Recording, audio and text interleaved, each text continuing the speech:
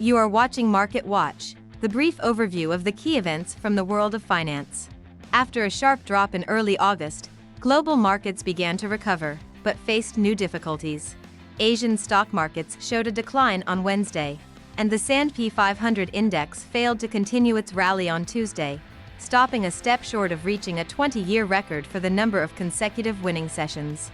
Meanwhile, the weakening of the Japanese yen to the level of 145.5 per dollar negatively affected the Japanese stock market.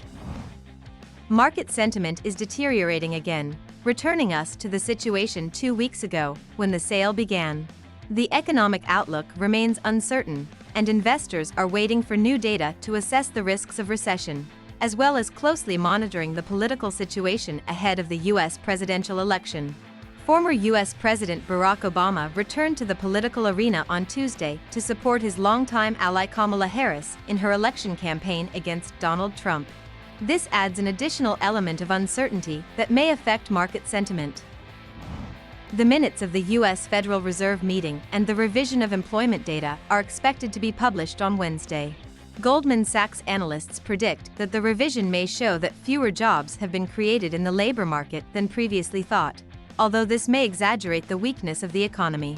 The employment report, which will be published on September 6, will be an important benchmark for investors. Against the background of stabilization of inflation, the labor market is in the spotlight.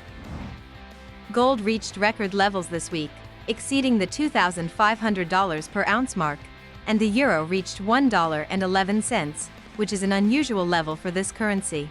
Some analysts warn that the market may face risks if the employment data turns out to be higher than expected, or if Fed Chairman Jerome Powell does not show a soft tone in his speech at the upcoming conference in Jackson Hole on Friday. Such a scenario may well provoke a sell-off of the euro against the US dollar. That's all I have. Follow the news carefully and be prepared for all the surprises of the market.